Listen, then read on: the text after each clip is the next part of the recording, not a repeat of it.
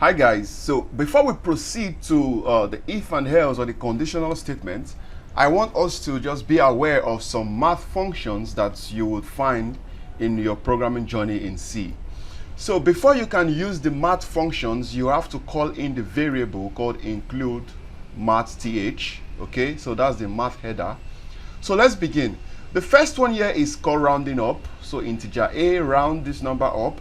So let's call that up on the output. Let's see what it comes up with. So we are rounding, let me make this 7. We're rounding 7.146. Let's see what it comes out to be. And there you have it. It has been rounded up to an integer 7 from this. So let's also try ceil.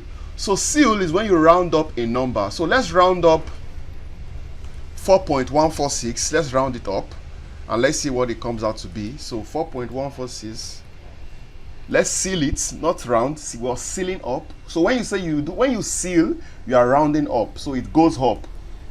So you see it's 5. From 4.146, you now have 5. That is round up. The next one is floor, which is rounding down. So let's round down 3.99.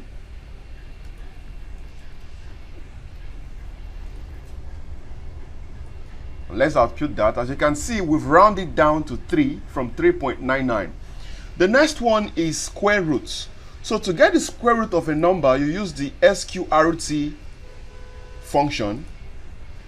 So let's do that. Let's get the square root of 9. Oh, sorry, not 9. D.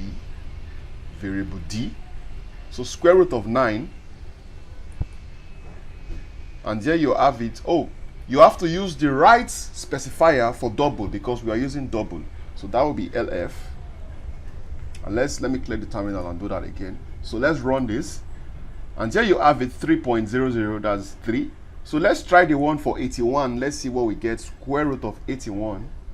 So this comes in handy if you want to build up a calculator. So this is 9. Let's clear that.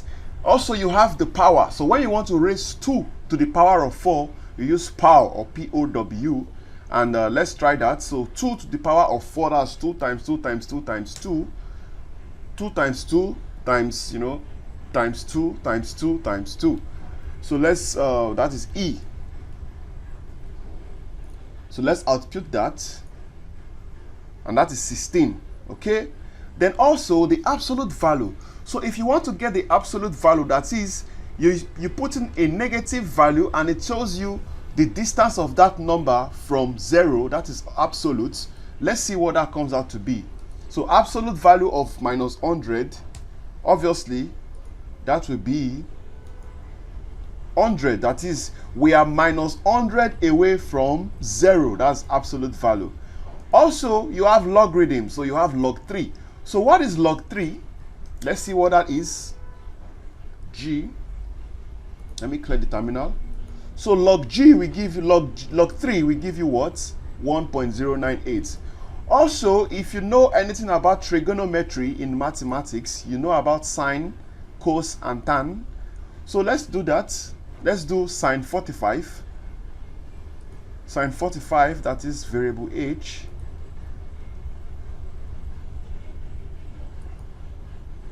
This is sine 45.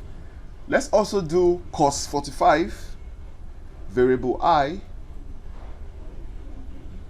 cos 45, and that is 0.5253.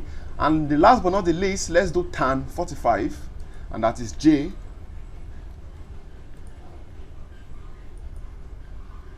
That is 1.619. So there are so many other math functions, but these are like the popular ones you will tend to use a lot of time. And that is why I have to talk about them here. So guys, I'll see you in the next video. Thank you.